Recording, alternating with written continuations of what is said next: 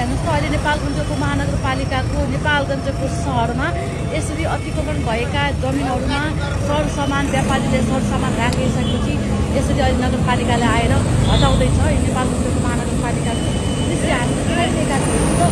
Dozer लिएर नेपालगञ्जको महानगरपालिकाले बारम्बार सूचना प्रवाह गरिसकेपछि जानकारी गराइसकेपछि नटेरेपछि ती व्यापारीहरूले यसरी हेर्नुहोस् त राखेका घर अगाडि पसल अगाडि राखेका सरसामानहरूलाई यसरी भत्काउँदैछ। सिमानाभन्दा यता रहनु हुँदैन भन्ने सोचले जुन कि बारम्बार सूचना प्रवाह गर्दा सूचना जानकारी गराउँदै पनि अटेर गरिसकेपछि अहिले नेपालगञ्जको महानगरपालिकाको यसरी डोजर लिएर भत्काइँदैछ। संरचना भवनहरू भत्काइँदैछ। हेर्नुहोस् त सामान पनि जथालिङ्ग गर्छ। व्यापारीले बाहिर अगाडि सामान राखिसकेपछि र यो बजारलाई अझै सानो भइसकेपछि यसरी भत्काउँदैछ। हेर्नुहोस् त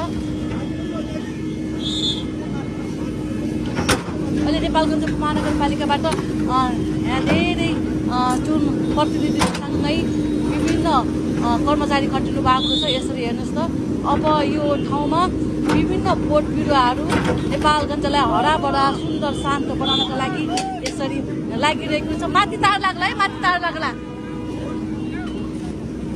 ओहो बोट भत्काउँदैछ। अब नेपालगञ्जमा